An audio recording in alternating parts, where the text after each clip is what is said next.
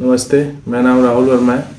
मैं सुल्तानपुर का रहने वाला हूँ और मैं नशा 3 साल से चल रहा है। मेरा नशा है स्मैक और अल्कोहल का।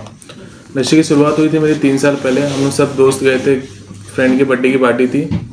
वहाँ पे सब दोस्त अल्कोहल पी रहे थे, उसी चक्कर में मैंने भी स्टार्ट कर लिया था।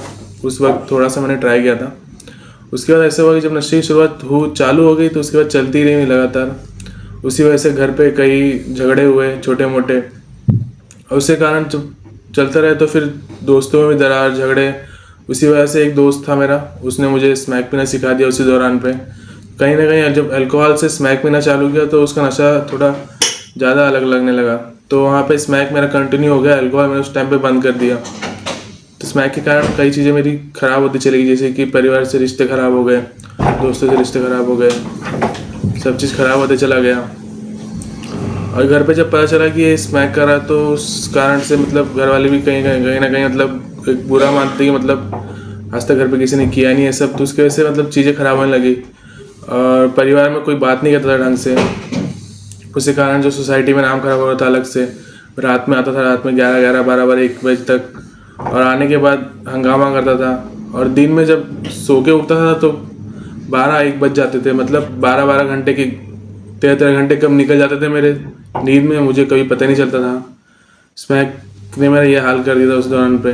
तो कहीं ना कहीं सब मैं परेशान हो गया था पूरी तरह से। गूगल पे रिव्यू मिला तो मैंने घर वालों को दिखाया, तो घर वालों ने बोला कि ठीक है, अच्छा लग रहा है तो तुझे लेके चलते हैं। वहाँ पे हम घर वालों ने और मैंने दोनों ने मिलके बात की। तो फिर मैं और मेरी फैमिली घर पे आए। उसके बाद हम लोग यहाँ जब आए तो मैंने एडमिशन लिया। एडमिशन लेने के बाद जब मैं डिटॉक्स में था, डिटॉक्स में बहुत सारी मुझे बातें बताई गई कि नशे से कैसे दूर रहना है।